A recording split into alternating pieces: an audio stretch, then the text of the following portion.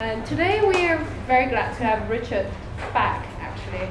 He did a talk for us on the recycling economy earlier this year, and it was a full house, and people constantly come to us and said, can you do that again? Can you do a second session? So here we go. And Richard has also kindly put up a very fresh new panel to talk about this very pertinent topic, actually, after Shanghai's compulsory garbage sorting and all these new things. So without further ado, we'll have the panelists coming up. I'll have them introduce themselves. Thank you, Richard. All right, thank you very much. So actually, we're going to do this in a little bit of PowerPoint consultant style because we're all in-house, basically. So sorry, we're all in vacation mode. I'm sorry, it took us 15 minutes, but the laptops didn't quite work. So my name is Rich Brubaker. It's really great to have you here. I know you're all on holiday, and so we thank you for taking the time apart. We're here to talk. I basically came up with the idea of the second round of this because I've been hearing so much about the circular economy in China and Ellen MacArthur and all these big things happening. But as was kind of mentioned here was that we've been doing a lot of work in this space, and I kind of thought, okay, what's happening in China is vastly different than anything that's happening overseas. It's not theoretical, it's actually happening here. So let's get some people together to talk about that. It was off the last one, which we talked about food waste, plastic waste, and I think it was construction waste at the same time. This will focus, we have three different speakers talking about their experience in circular, both on as architects and what they're doing at the city level. We have an entrepreneur here talking about his biofuel, and we have Aiyou talking about interface what they're doing with their own in-house kind of materials and how they've been creating circularity. So maybe not too theoretical, hopefully a lot more practical. We hope for a lot of questions. Neville's like, uh-oh, I'm very theoretical. All right, so so I'm just going to talk very briefly about how we frame a lot of these conversations. Like, we live in, wow, it's almost a perfect match for that view. So if you can't see through the window, it's almost like that. So I really frame sustainability very differently. I don't really care about carbon, global warming, or polar bears in this part of the world. I'm really trying to fix like what's going on in the city. And the other ones like it, Bangkok, Hong Kong, Singapore, Jakarta. You know, in Asia, because of hyper growth, we're seeing a lot of really different practical implications of what sustainability means. And so I start with cities, and I start with the systems that are underpinning the cities. Like, how do we deliver an urban economy to the 32 million people here, the 15 in Bangkok, the 7 in Hong Kong? Like, how do we do that? And that, for me, that's why I kind of divorce myself from the idea of a Western construct into what's actually happening here. Because what we're seeing is, I'm sorry for those of you that have seen these maps, I've seen people have seen this like 6 times. We are going to an urban economy globally. And this is where I really think like being here is so spectacular in many ways, because you get to see the challenges, but also the response too. It's not just a regulation, it's not just an offset. There's a lot of innovation, a lot of entrepreneurs, and a lot of entrepreneurs inside companies trying to actually fix real problems. And so when I think about like populations and the urbanizations, where I get into it is, you know, this is 2000, where we have 450 million people living in China in the cities, and 288 in India, and Brazil is 141. By 2030, we double that in Asia, and you know, Brazil comes up a solid 50%. But it's by 2050 we should be thinking, well, is this really going to work? Like, how are we going to feed people? What's energy going to look like? What's mobility look like inside the city? How do we educate? You know, like, what does all that really look like? And that for me is why the cities are really important to understand, so you can change systems. Not to say that people living in rural kind of countrysides or on farms don't matter, but if I look at footprints, it's really in the cities that we need to fix things. So we tend to focus our efforts there, which is what kind of brought me to waste to begin with. And this beautiful country, and you know, mass consumerism has really led to this. So when we get into waste, it's because about 3 years ago, I started studying these people and trying to figure out, not from a material standpoint per se, but who were they as individuals? Why do they come to the city? What are they expecting? What are they getting out of it? And why do the average migrants in Shanghai, Chengdu, Beijing want to go home after 3 to 5 years? We call it the Hope and Opportunity series. But actually in the middle of it, we had a bunch of brands go, well, can you tell us what happens to our waste? Like, where does our stuff go? And then we started to follow all the other streams and created a map, which was actually where we focused our entire session last time. And this is actually the informal economy for waste before July 1. Actually, after July 1, it's gotten better for the informal recyclers, because now the waste is easier for them to pick it up. But we kind of went through like each step of this, and we realized that this has nothing to do with the emotions of sustainability. Like, this is super efficient. If I throw a box out on Dongping Lu or Donghu Lu or Xinhua Lu or wherever you are, within 2 days, within 2 hours, it's at a paper and pulp manufacturer in Songjiang, in Waigaoqiao, and Baoshan. And within 2 days, it's a new box and likely servicing someone else in the economy itself. But what are we so good at the West? Well, we separate it, we put it into our green bin, we put it to our municipal, and then they send it to China, right? So 14 days later, it lands here after going through Long Beach, and then it becomes a new box. So actually, there's a real circularity here. Now, I had a whole presentation on that. If you want more, you can certainly scan my QR code later. But we followed 75 shipments in Shanghai, and the punchline was that only 2 shipments left the city limits. Only 2 times did we ever see any waste leave the city limits, and that included food waste. It's all taken locally, it's all used locally. Sometimes it goes to places that it shouldn't, but by and large it goes to places that reprocess it, reuse it, turn it back into an economic resource. Because that's what waste is. It's a resource that's just been misallocated. So today we're going to hear from 3 speakers about how they see circular economy. I really don't want to stand up here too long because I know they've got all this great experience, and I'm really looking forward to hearing from them. We will at the end encourage, free or through alcohol, some questions and answers, so please prepare those. Last time we went on for like 3 hours in Q&A. It was really a lot of fun. I hope that you'll be just as engaged. Starting off, we will have Neville Mars coming up from Mars Architects. He's another long-termer. Actually, I think everyone here is long-term. So Neville, why don't you please come on up? And I think we'll switch to our next one. But please hold your Q&A until kind of the end. And I'm keeping these guys on hopefully a 10 to 12 minute time frame. Right now? Thank you. That's Great Richard, wonderful. So I have 12 minutes to really confuse everybody. And I think that's going to be easy and also very urgent. And you just open the keynote. It's open already.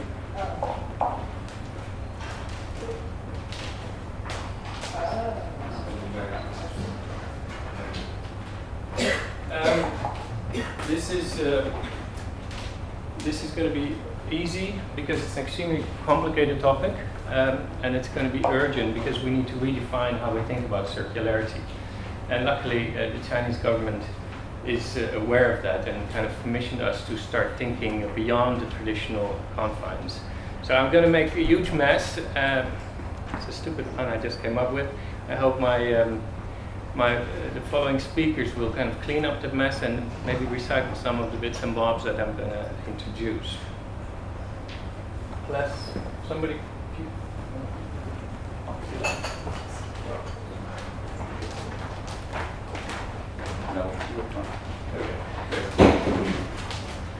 So we're architects. We do ideally sustainable buildings, but we are increasingly focused on larger scale. So this is Chengdu, and Chengdu is really pushing hard for what they call the bad translation, city park urbanism. The project that is now really hot is right here around Sichuan's largest man-made lake. So we did this IT compound, wonderful. We inserted all the technologies, ideas, concepts that I think are now commonplace, made it a really, let's say, open environment where everything flows, not just people, but also resources. And it's as best as possible connected to its environment. But that's where my story really begins. If you look at these 4 rows, they kind of siphon off our little plot. That plot is predefined in the assignment. That means green urbanism is already doomed to fail before I even had a chance to look at it, or any of my colleagues. It is confined to that silly little plot that actually prevents what I would like to do, connected, open urbanism. So we're stuck with this grid, and on top of it, we're superimposing all the new technologies that are now currently popping up, especially in China.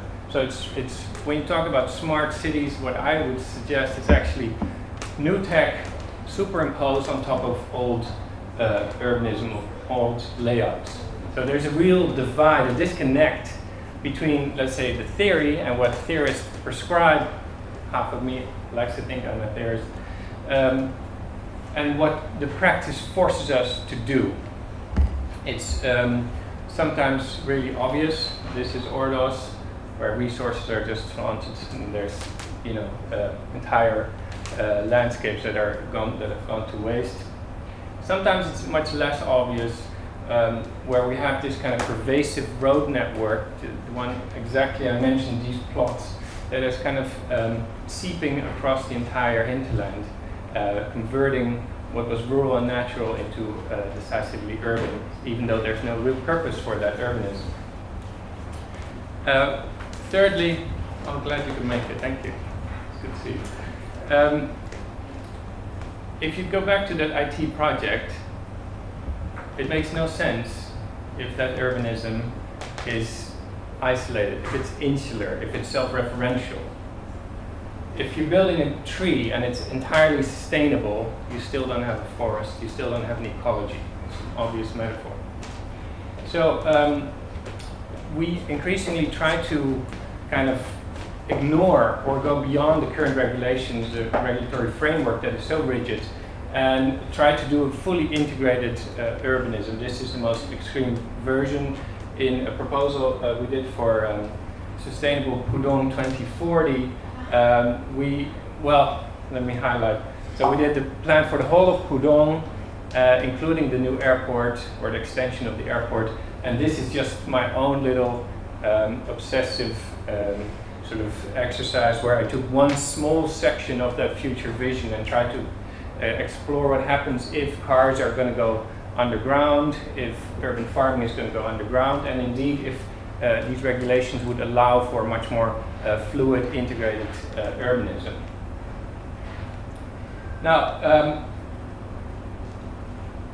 doing practice is extremely frustrating because we can't work with within these the real policies that we feel are important. So we also do a lot of policy kind of advice and policy changes. Now, this is where it becomes current to the presentation today. In general, I would argue the circular economy is understood really in terms of waste recycling, upscaling, etc., upcycling. So it's only one small branch of all the resources that are flowing through the city. Now the government is introducing this new idea, which they literally call complete circulation. 全循环, the idea that we have to, within the context of the city, incorporate all the resources and connect them to each other. It's wonderful, extremely exciting, extremely promising, and nobody knows how to do it. This has been my little definition. So essentially, I think it fell off a little bit, but essentially we need to include every resource within a finite space. That's where the problems really begin. If I'm from Holland, if you do that in Holland, it's very easy because our urban landscape is kind of at the same scale as our whole country. So the political borders kind of provide already the right confines for your research, for your efforts. So you can figure out where are the resources coming from, where are they extracted, where are they being consumed, where are they going, etc. But even in Holland, it becomes challenging because we are a global hub. Shanghai, even more so. So this is, of course, the Yangtze River Delta. This is where we are. The urban footprint in pink in 2000 and yellow 2020. If you try to apply this idea of complete circulation to one of the really most globalized centers in the world, then all the traditional notions kind of fall apart. So how do we begin to achieve that? First, I think it's important to acknowledge that the city itself is this open, fluid system. So borders and walls are kind of antithetical to the notion of city. But there is an angle we can take. I believe, maybe I'm biased, but planning helps us to give a foundation to this effort. So if we look at all the things that entail circularity. It's certainly renewable technologies, it's certainly nutrition and resilience, it's also societal aspects, knowledge, culture, heritage, etc. But the one thing that we can start with to literally provide a foundation is space itself. Space allows us to figure out what is happening where and how they relate to other flows. So at that point, I'm back in my own field, I'm feeling quite comfortable. If you're talking about space, what we need to do is pretty much just connect and make things compact. Okay, we're back in business. But we still need to kind of address this idea of a fully globalized environment. So we introduced this model we call Kilometre Zero. And the idea is that any resource flow should be localized as best as possible. So if you're in a village, try and keep your recycling, your flows of consumption and production in the village. You always will fail. There will be surpluses and there will be deficiencies. So you work with your closest neighbor, another village maybe, could be even a house. Together you have less deficiencies and less surpluses. It's closer to some sort of median. And again, at a higher scale, at a district level, at a city level, at a country level, slowly you reach the only finite space we have, the planet itself. And within that space, we can begin to achieve some sort of equilibrium. So Kilometre Zero helps us a little bit to let's say, always try and localize our efforts. Then the space itself needs to be considered as a finite resource. I think from my perspective today, that's probably the key argument. Whatever we're going to do, especially in Asia, we need to conserve land itself.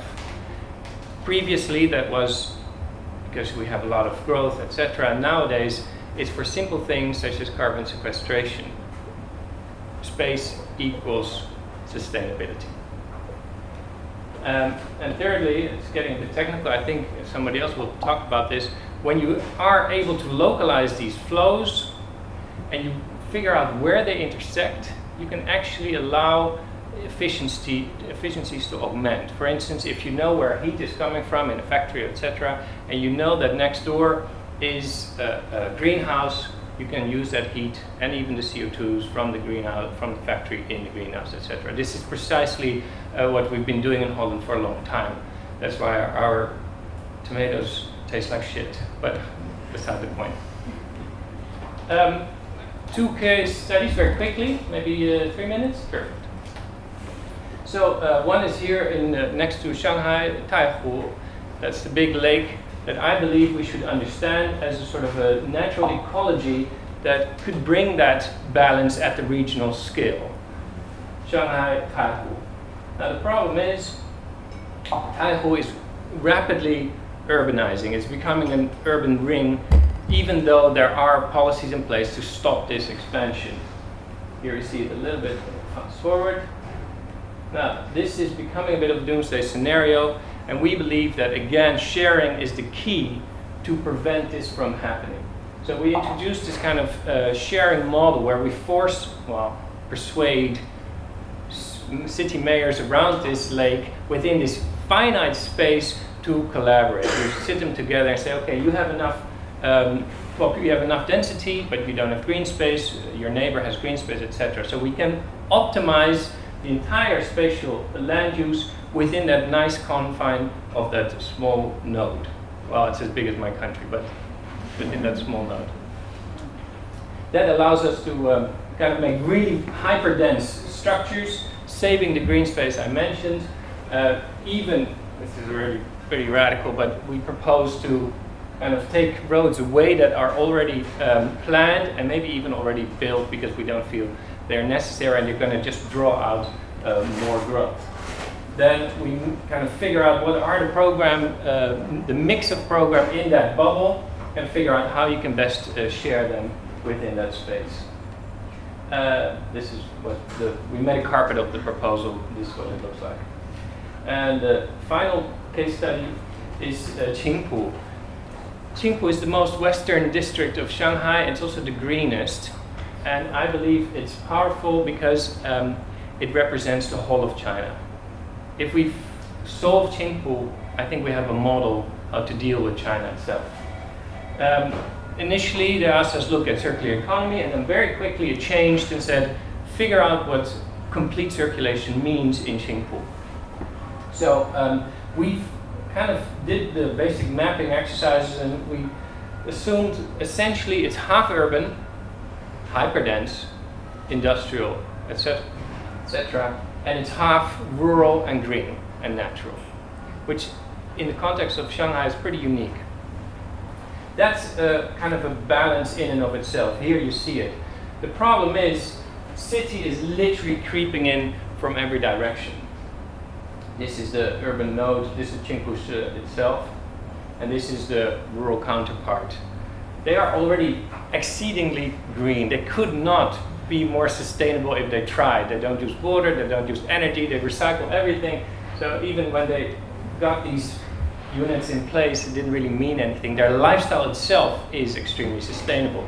So to fast forward, my proposal has been to kind of learn from the rural condition in Qingpu and try and persuade people on the urban side to follow that model. I hope I have one or two convincing experience. Yeah. So instead of what every planner does is kind of make the most connected, densest hub, we said the real value is now in between these hubs. To create that balance, we need to kind of start salvaging the green spaces. So, this is my final slide, I think. So, instead of kind of doing what everybody always wants to do in any planning assignment, is develop. Is that whatever you do here, even if it's a sustainable project, it's going to trigger its own growth. And you're kind of defying your point, even if it's a sustainable project. So instead, we're saying we're taking the green space and trying to kind of force it back into the city, making the city as layered and stacked and green as possible. Kind of a new model for a new China. Hope that's provocative enough. Thank you very much.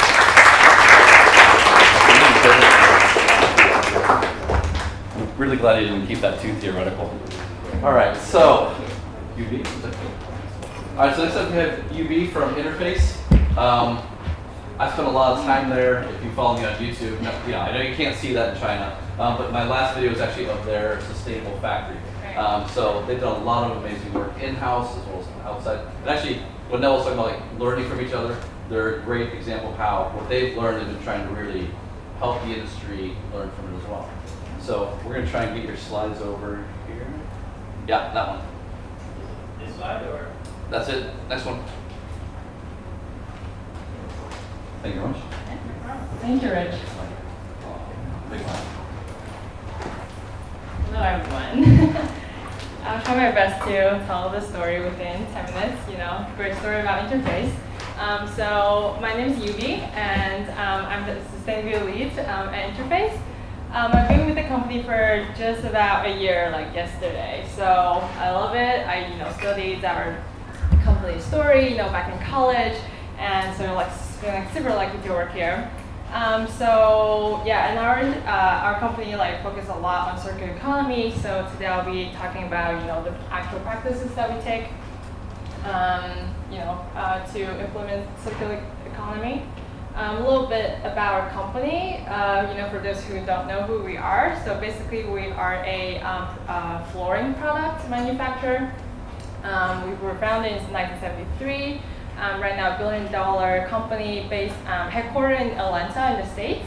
And this is like the different products that we have, modular carpets, the things you see in like a typical office setting. And we also have resilient flooring, and recently we acquired a rubber flooring company. So right now our portfolio is growing bigger and bigger. And despite all of that commercial stuff, of course we're a sustainability leader in the world. And here's a snapshot of our global footprint. So basically, we are everywhere. We have 7 manufacturing plants, including 1 in China. So 1 in Taicang in Jiangsu, which is about an hour away from Shanghai. And we have office, in Shanghai, Beijing. We call it studio spaces. Hong Kong, Guangzhou in China. And we operate in over 140 markets. But our story went back all the way back to 1994. So between 73 and 94, we just like a normal manufacturer, making carpets. And we were, a $1 billion company by then. And then this is our founder, Ray Anderson. He was asked by a really important customer one day in 1994. The customer asked, like, what are you doing for the environment? And then he went back to, our factory, and then he saw this. It's like, we're just like a normal manufacturing plant, and then really dirty, using, fossil fuels, burning coals, and then, when we cut the carbon into tiles, we waste a lot. You can see that, and then the whole environment is like really hazardous for our workers. So he didn't have an answer. And because of that, and we lost that customer, and we lost that really important project. But luckily, that question triggered him to think about what's in the long term if Interface wants to do this business forever. So he was inspired and then gathered like a whole team of environmental experts to help the Interface to change the whole operation and manufacturing model. And back in 1994, we set a really ambitious goal to eliminate all negative environmental impact from Interface by 2020, and we call it Mission Zero. It was really ambitious because barely anyone was talking about sustainability, even in the States. And basically, this is how we changed our model. We look at nature because the natural system is the most sustainable system that we could think of at that time. So we're like, in the nature, there's no such thing as waste. Everything is a feed, food for other purpose. And in nature, all energy is renewable, like solar, sun, water, winds, and things like that. So why in a manufacturing company, why do we have to, generate waste? Why do we have to use non-renewable energy? So we kind of created these 7 fronts to guide us to, climb up to that sustainability, Mount Sustainability, towards zero impact. So this is, for 25 years, we've done a lot of work to achieve this progress.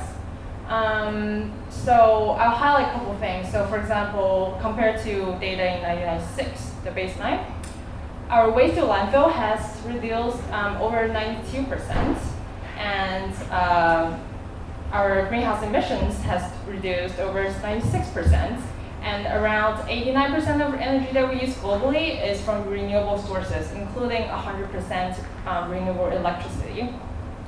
And of course, the carbon, our product carbon footprint has reduced a lot as well. So we use this method, life cycle analysis, to really look at where the impact is from our products. So, and we use the carbon footprint as the metrics because that's the most important thing that we think that we need to reduce to combat climate change and global warming, which is the biggest threat facing humanity these days.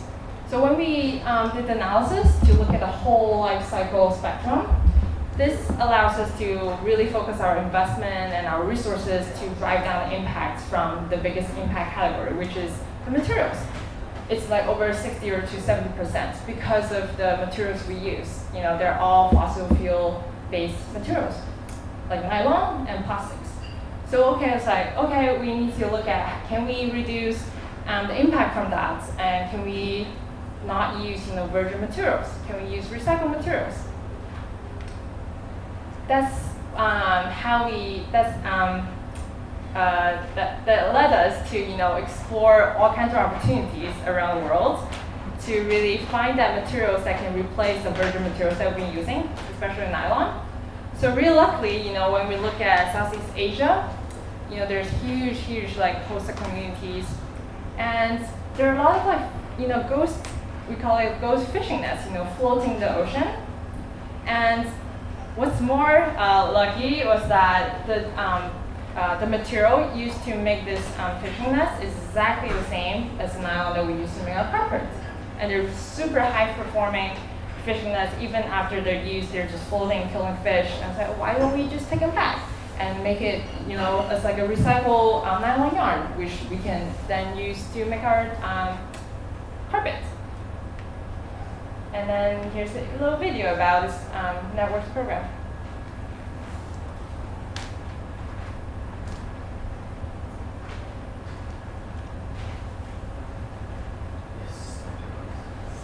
Sounds? Is there sounds?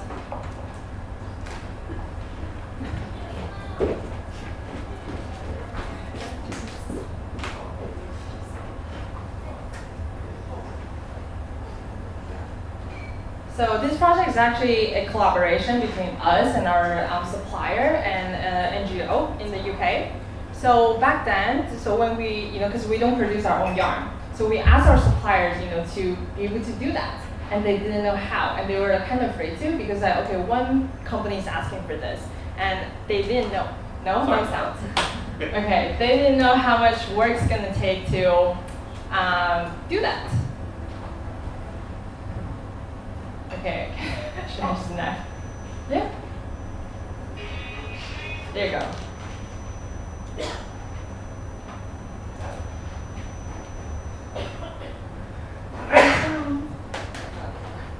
So we were willing to work with them to see where the opportunities are, and we kind of also co-invest initially to establish the project.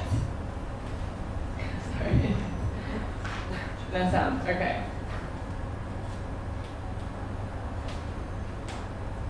So I'll narrate a little bit. So basically, we work with the communities and people there to ask them to collect the fishing nets and then clean them a little bit and then send them to our supplier in Italy. And in this way, our supplier will actually pay money to buy the materials from them, which will be like additional income for the communities there too. And currently we're operating this project in Indonesia, Cameroon, and the Philippines.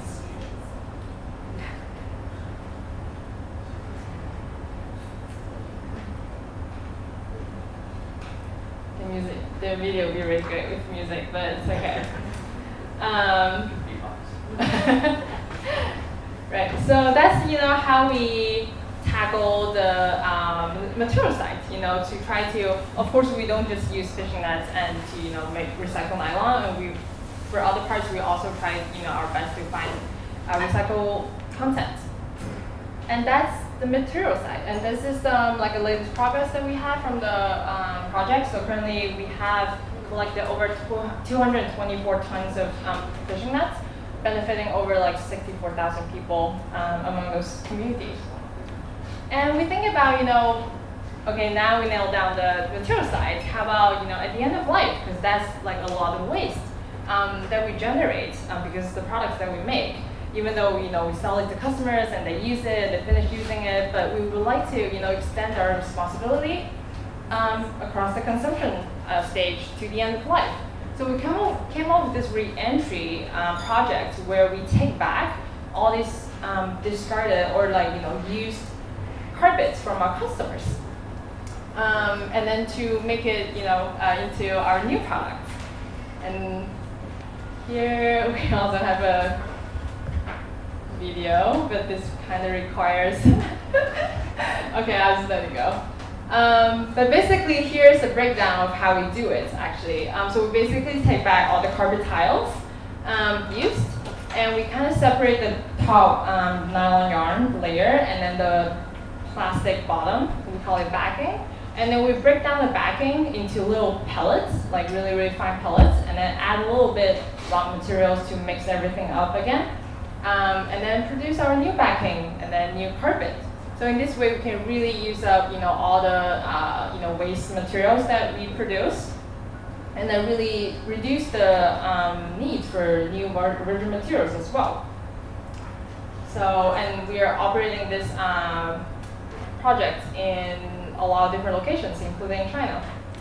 And it's really, also we use this project as like a added value for our customers. So this is really adds on to our commercial benefits.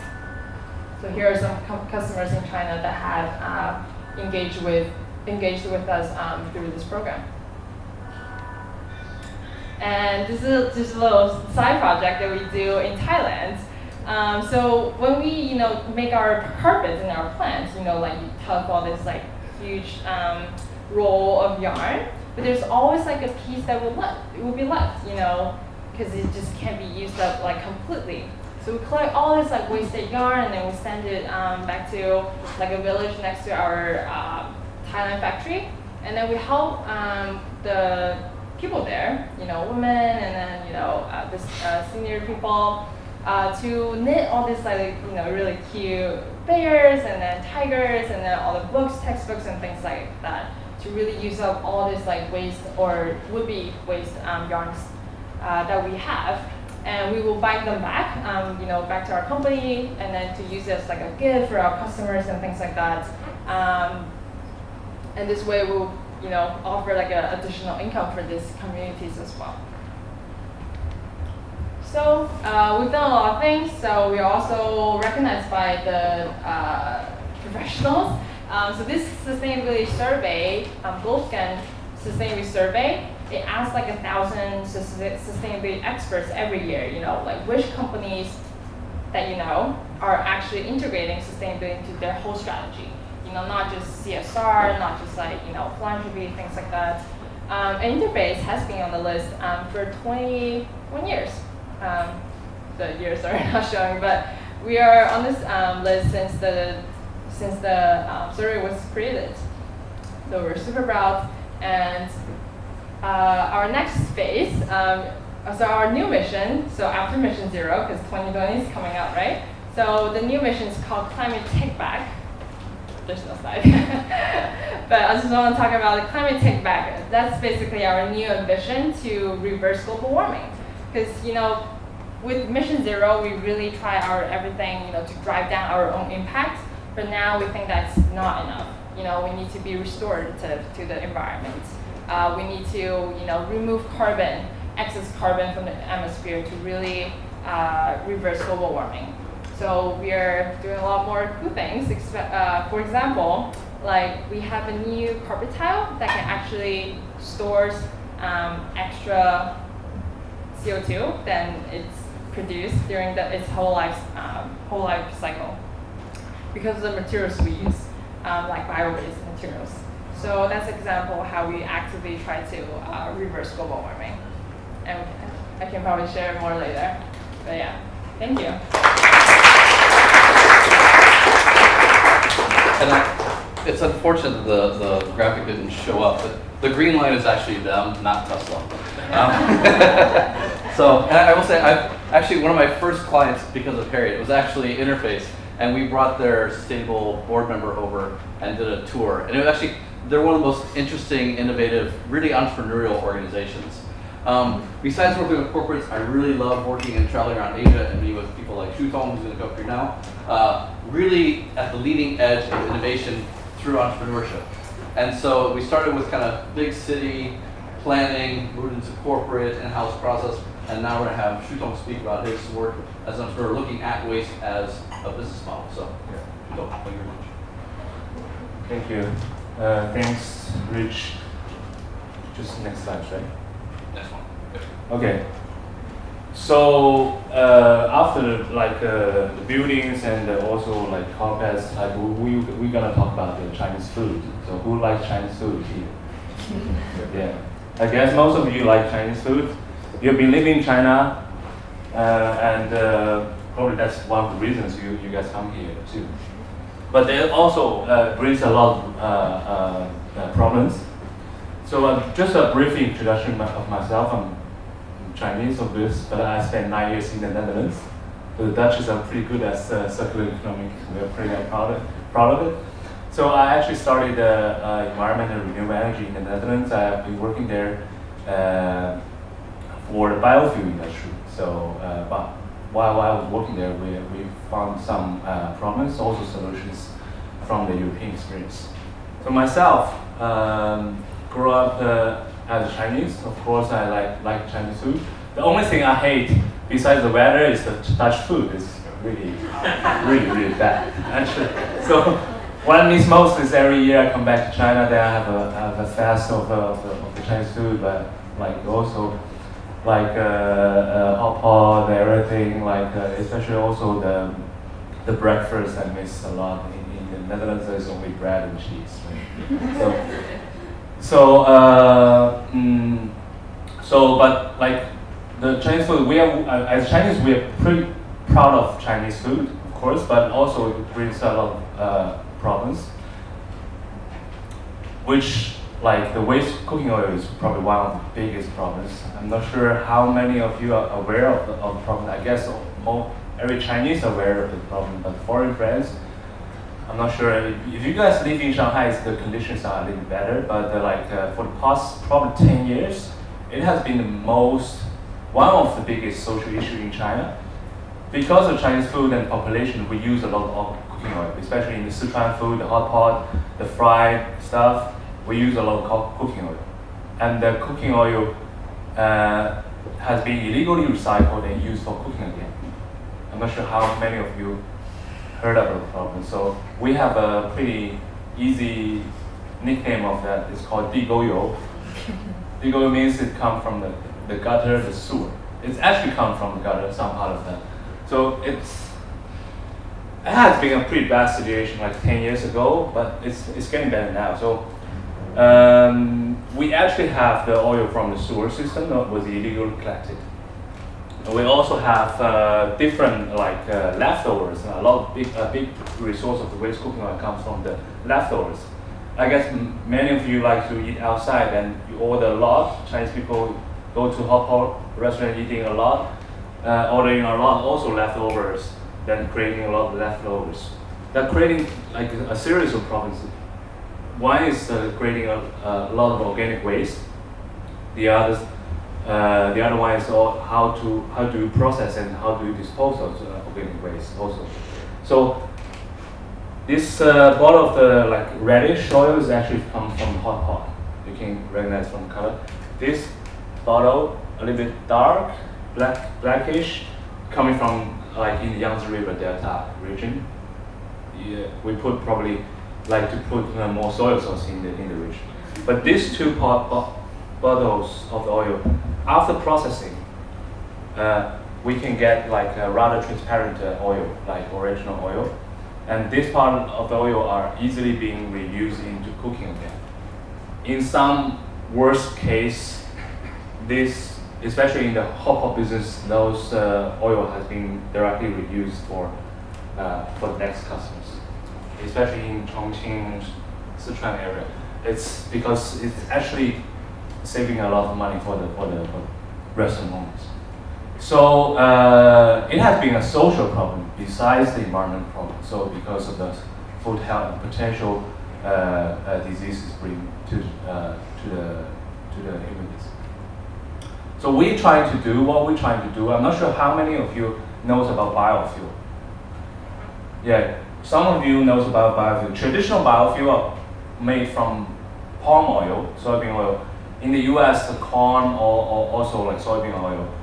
In Europe, it's made from rapeseed oil. In Southeast Asia, making a lot of biofuel made from palm oil. That's okay, but it's creating another problem, deforestation, because palm oil, in many industries, I use most of the areas I use as food. If we're using, even in many parts of the world, they don't have enough oil for feeding the people. But now we are even creating energy from it.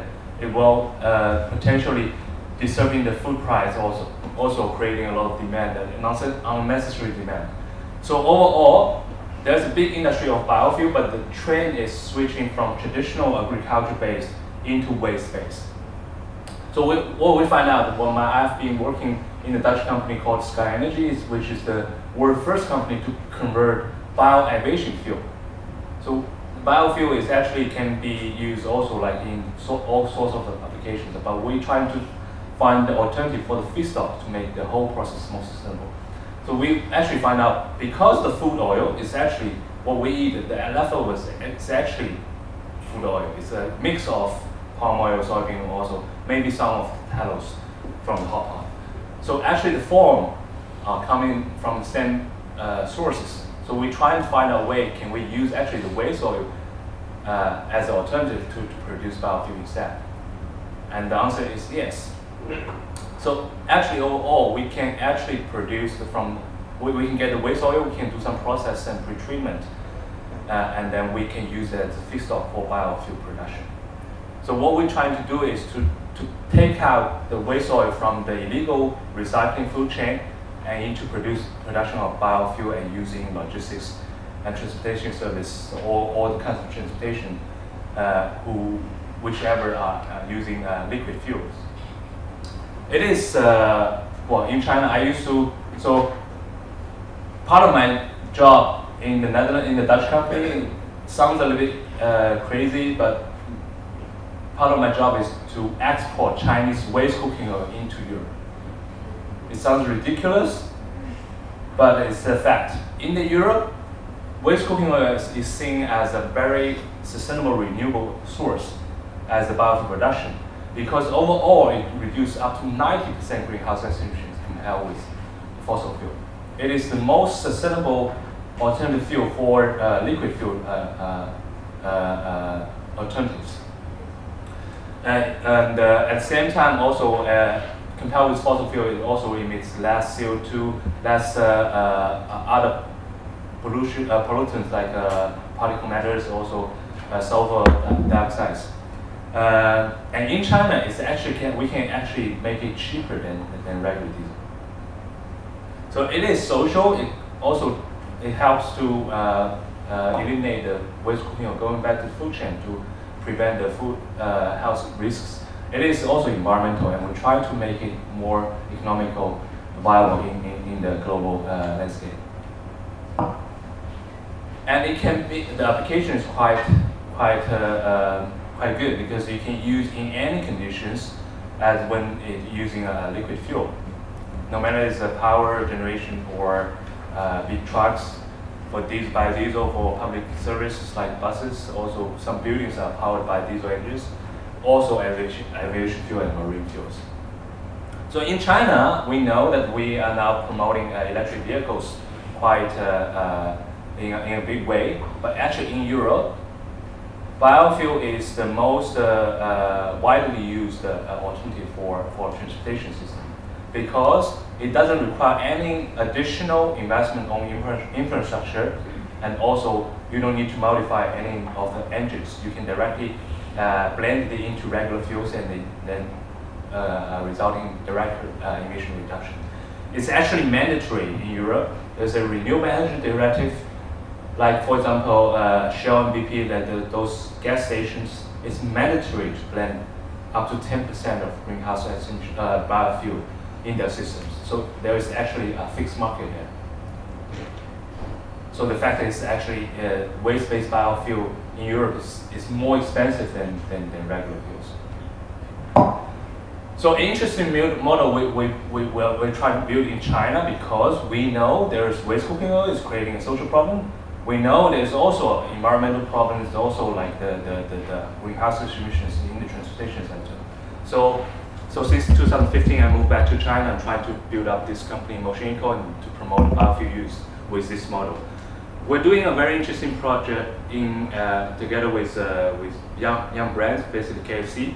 So they have a lot of waste cooking oil, and traditionally they were collected by some companies, but they don't know where it ends up.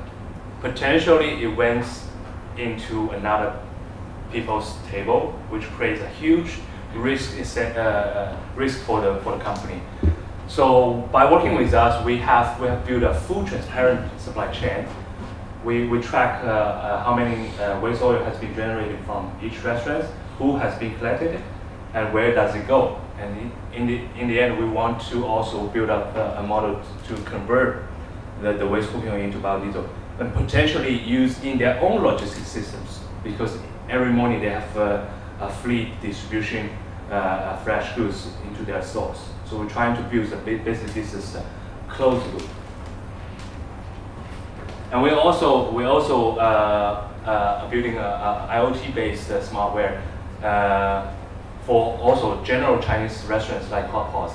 So with this machine, we can, if you dump all the leftover in, we can separate basically the waste water, the waste oil. We can collect the waste oil, and we also separate the solid waste at the origin of the restaurant. And in that way, we're already reducing up to 30% of the volume of the organic waste. It will also help to relieve the waste management pressure of the cities. And then in that way we also can get relatively clean waste cooking oil. And that's basically it. With the KFC model, is with one restaurant chain, but in the future we want to build like a city level plan. Basically, if we take Shanghai as an example, we can collect locally, convert locally, and use locally. Then we can convert each city into a green oil field. Thank you.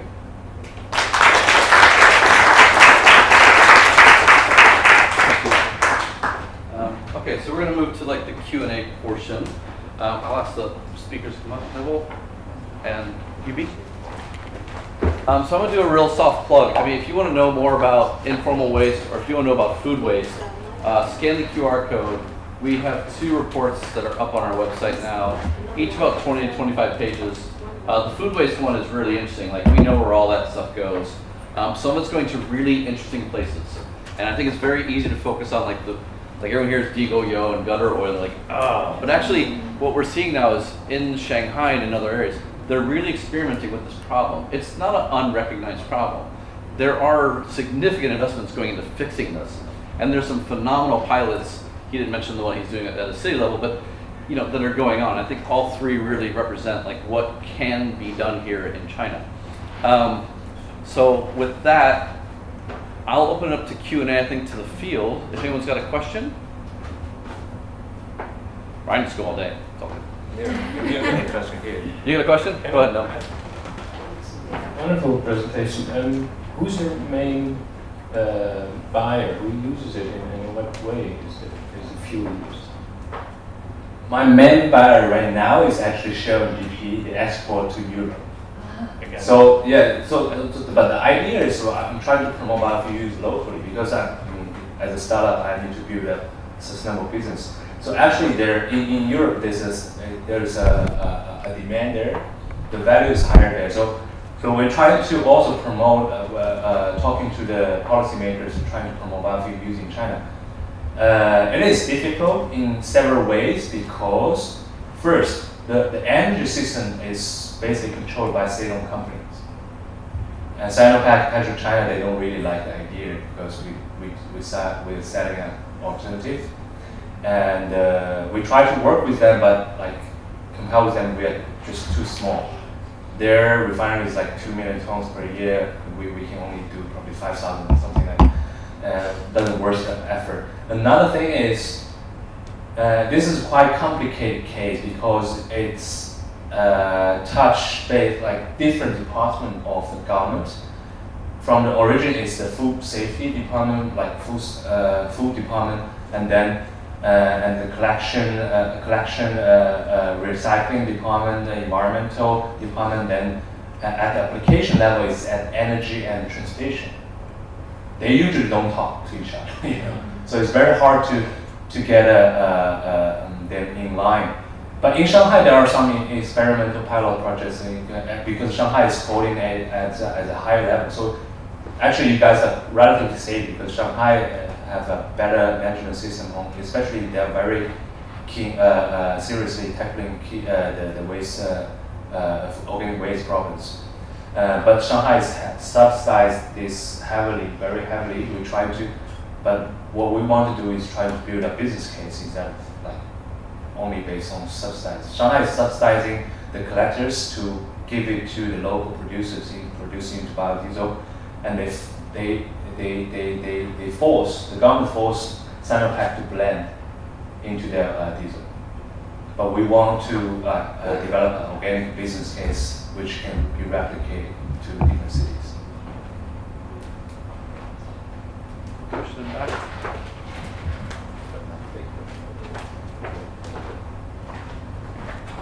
Okay, now it works. Richard, a question for you. Regarding logistics of all this circular economy and collection and collecting all the waste. I mean, it's something that I understand today just belongs to the government somehow.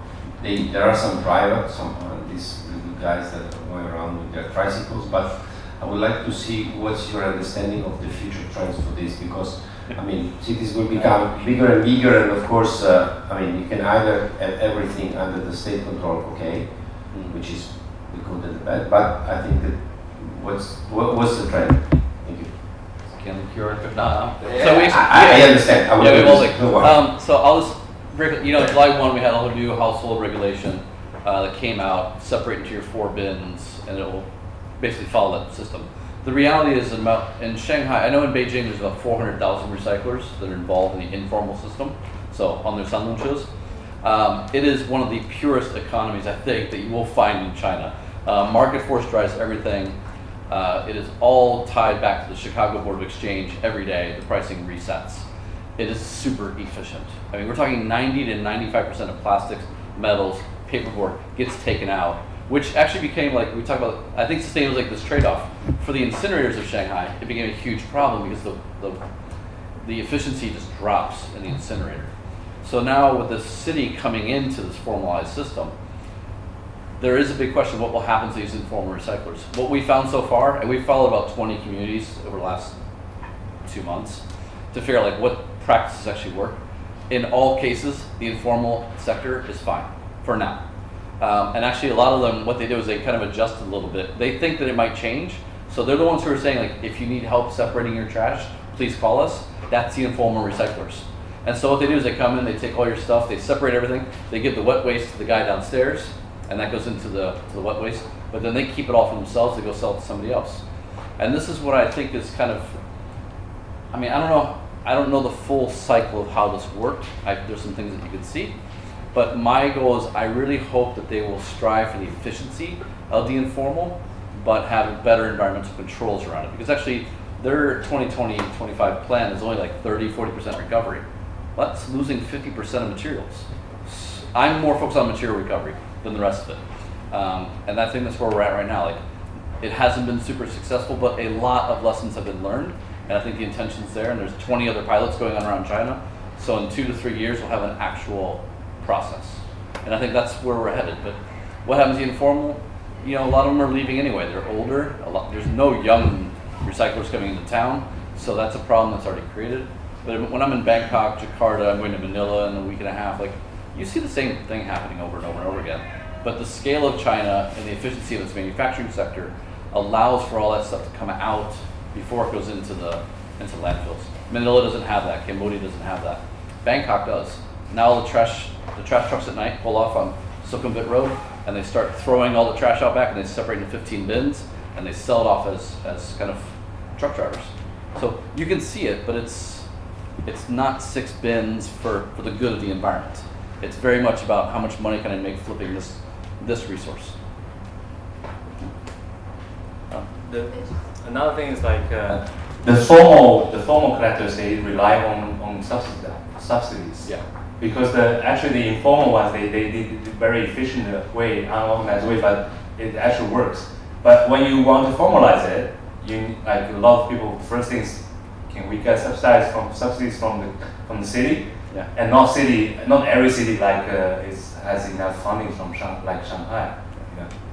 And like in my case, the organic waste, Shanghai is managing relatively well because it's subsidizing heavily for the collectors to give the oil into the local producer. Otherwise, the local producer won't get any job of the oil, actually. I have a question for UB and Shutong. When you guys are using recycled materials as a supply, whether that's fishing nets or cooking oil, how do you ensure consistency of formulation and consistency of supply and purity? Okay, good question. I guess for our case, it's pretty manageable because we mostly just take back our own products so that we know that what's in the product. And to be honest, it's like pretty simple, especially the backing part. It's just PVC plastic, and when we take back our own products, we know it's just what we put in. So when we break it down, it's still the same thing, and then we add a little bit of virgin material to mix everything back up. In that way, we can roughly ensure its quality. But we have like different, let's say, different product lines. So for the standard products, we have our the relatively virgin version of the PVC backing.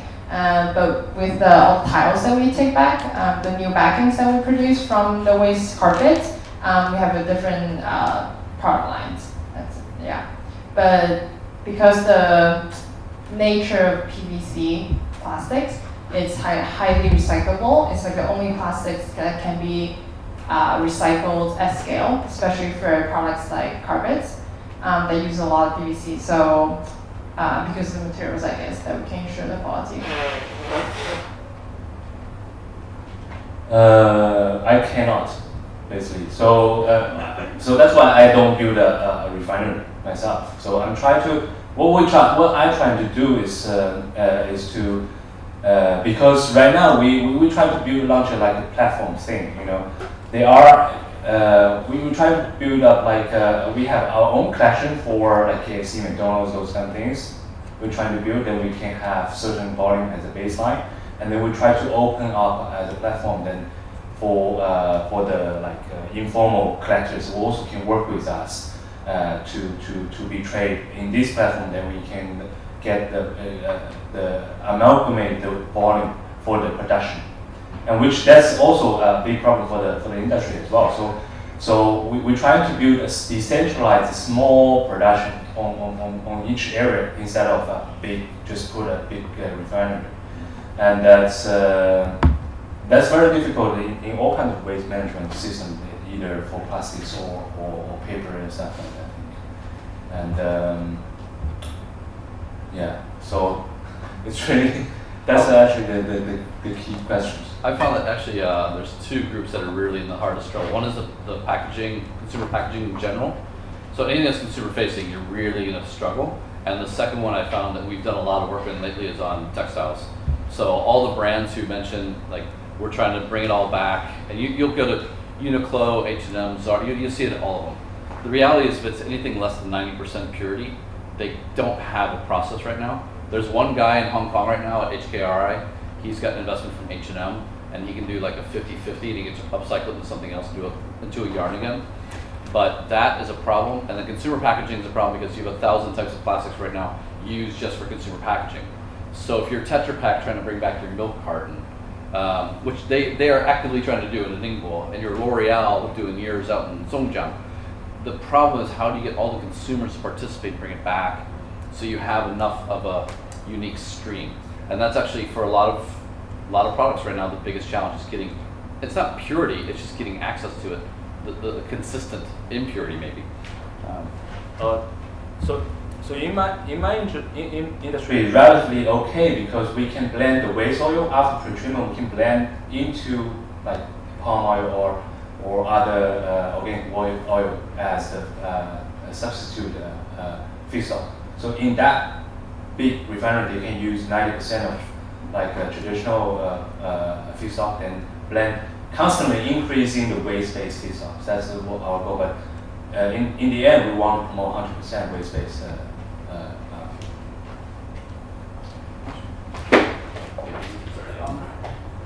Thank you, speakers, for a really long speech. I wanted to ask a question, I guess, to all of you. The premise that we're starting off with is waste is bad, we have limited resources, eventually we'll run out, we'll ruin the planet, and we can't fix it later. Companies, from what you've spoken, is motivated by profit and the desire to look sustainable, so basically to save their brands, are now turning more to sustainable resources, right? Young Foods is doing it because they don't want to later be involved in a scandal. Companies are doing it because they see that consumers more and more like it. But that, I don't think, is going at maybe a pace fast enough. So government is there to kind of maybe think more to the future, hopefully.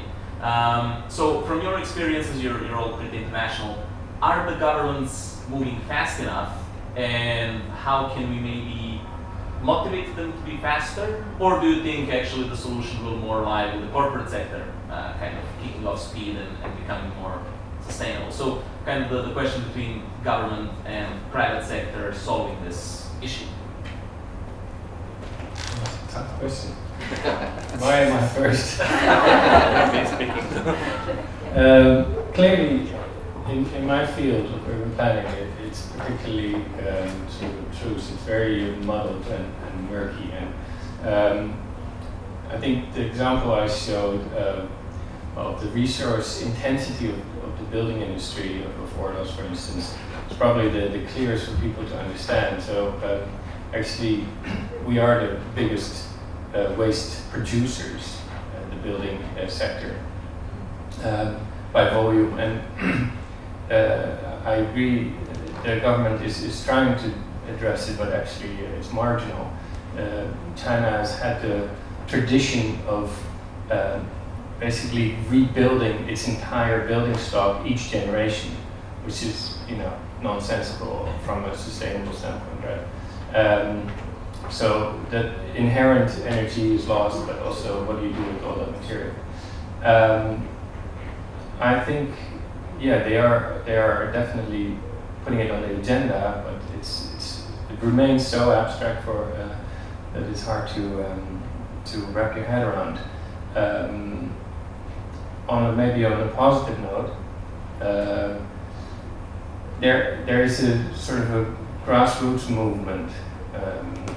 For instance, in Xingpu, where, and it's hard to believe, but where actually the government is looking at local communities that are close to zero waste, and they're trying to emulate how these processes work. But it's early days, let's put it that way. Well, Chinese government can move really fast. I guess probably many of you have experienced that. What I worry about is moving fast at what cost that? You know, because China government can try to move fast, but it just costs too much.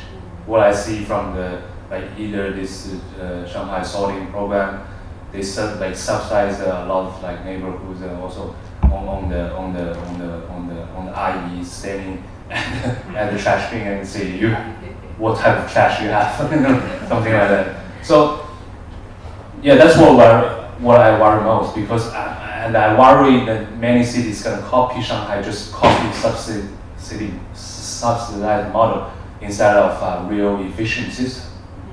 You know, that's what I worry most.